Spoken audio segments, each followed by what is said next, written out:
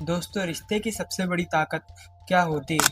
भरोसा। और उनकी सबसे बड़ी कमजोरी, जब वही भरोसा टूट जाए। दोस्तों, आज की कहानी किसी अजनबी अपराधी की नहीं है, बल्कि ये कहानी है एक ऐसे घर की जो आगे चलकर एक जिंदगी बदल देने वाला था। ये कहानी है मोहित की। साल था 2019। उत्तर प्रदेश के एक छोटे से शहर का लड़का मोहित अभी अभी 12वीं का पेपर दिया था। रिजल्ट अभी आया नहीं था। पढ़ाई में इतना मन नहीं लगता था, लेकिन आत्मविश्वास की भी कमी नहीं थी। स्कूल में उसकी पहचान एक शरारती लड़के से होती थी। पढ़ाई कम, घूमना ज्यादा। स्कूल से शिकायतें घर जाती थी। पिताजी स्कूल आते थे और उसे डांट पड़ती थी। लेकिन मोहित की दुनिया अलग ही चल रही थी। उसे लगता था जिंदगी आसान है। फिल्में देखकर उसने अपने लिए एक इमेज बना ली थी, हीरो वाली। उसे भरोसा था कि उसकी लाइफ में जब भी कोई लड़की आएगी वो सब संभाल लेगा। लेकिन असल जिंदगी फिल्मों की स्क्रिप्ट नहीं होती। मोहित का सपना था मुंबई। उसे लगता था कि अगर कुछ बनना है तो मुंबई ही जाना पड़ेगा। घर में थोड़ी बातचीत बहस के बाद ये डिसाइड हुआ कि मोहित मुंबई जाएगा और अपनी कजिन राधिका के साथ रहेगा। राधिका 27 साल की थी, मुंबई में कॉर्पोरेट नौकरी करती थी। उसके पास मुंबई में 2 BHK का फ्लैट था। वो अपनी स्वतंत्र जिंदगी जी रही थी। जब मोहित मुंबई में उस ऊंची इमारत के सामने खड़ा हुआ तो उसे लगा, बस अब मेरी जिंदगी बदलने वाली है। उसे क्या पता था,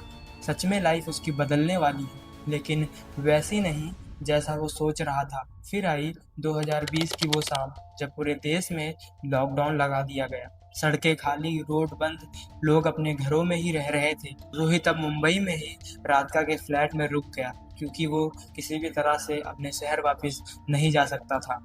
शुरुआत में तो सब ठीक था। साथ में खाना खाते, टीवी देखते, हंसते खेलते, जैसे वो गर्मियों की छुट्टियां बना रहे थे। राधिका अपना काम घर से ही कर रही थी। उसका बॉयफ्रेंड पहले तो उसके घर आता था, लेकिन अब उसका आना बंद हो गया। धीरे धीरे घर की हवा बदलने लगी, लेकिन मोहित को इसका अंदाजा नहीं था। एक रात करीब 11 बजे मोहित हॉल में बैठकर टीवी देख रहा था। राधिका अपने कमरे में थी। कुछ देर बाद राधिका अपने कमरे से बाहर आई। उसकी आंखों में आंसू थे, वो परेशान लग रही थी। मोहित ने पूछा, सब ठीक तो है? वो उसके पास बैठ गई। पहले रोई, फिर उसे अचानक से गले लगा लिया। मोहित सोच रहा था उसकी बहन सिर्फ सहारा चाहती है, लेकिन कुछ ही क्षण में सब बदल गया। मोहित ने समझने की कोशिश की, उसे रोकने की कोशिश की, लेकिन उस रात जो हुआ वो उसकी इच्छा के खिलाफ था। कुछ देर बाद सब शांत हो गया। राधिका उठी और उसने अपने कपड़े पहने। वो ऐसे बिहेव कर रही थी जैसे उसने ये सब गलती से किया हो, लेकिन मोहित समझ चुका था ये गलती नहीं थी। उस रात मोहित सो नहीं पाया। सुबह सब पहले जैसा था। राधिका ने मोहित को चाय बनाकर दी।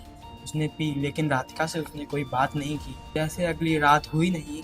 वो उलझ चुका था। वो अपने घर वापस जाना चाहता था, लेकिन लॉकडाउन खत्म नहीं हुआ था, तो आखिरकार वो अपने घर वापस कैसे जाता? उसके सामने सवाल था कि किसे बताएं, कैसे बताएं। उसे डर था कि अगर उसने ये बात किसी से बताई तो लोग उसी से सवाल करेंगे, उसको ही गलत मानेंगे। लेकिन राधिका ने एक बार फिर वही कोशिश की, लेकिन इस बार मोहित ने अपनी आवाज ऊंची करी। वो गुस्सा होकर बोला कि मैं ये सब नहीं कर सकता। और तब राधिका ने कहा, अगर तुमने ये सब नहीं किया तो मैं लोगों से बता दूंगी कि तुमने मेरे साथ गलत किया है। लोग मेरी बात पे विश्वास करेंगे, क्योंकि मैं एक लड़की हूँ। ये सुनकर मोहित पूरी तरह चुप हो गया। उसे समझ आ चुका था कि वो एक ऐसी स्थिति में फंस चुका है जहाँ सच बोलना खतरा है और चुप रहना भी। उस रात वो अपने कमरे में बैठा रहा बहुत देर तक, और फिर जैसे ही लॉकडाउन खत्म हुआ वो अपने घर वापस चला गया। सब कुछ बाहर से तो समान था, लेकिन उसके अंदर बहुत कुछ चल रहा था। उसने अपने माता पिता से कुछ नहीं कहा।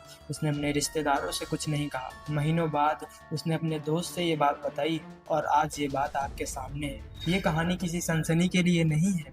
ये कहानी एक सवाल छोड़ती है, क्या हर पीड़ित की आवाज़ सब जैसे सुनी जाती है, या कुछ आवाज़ें समाज के डर से दब जाती हैं?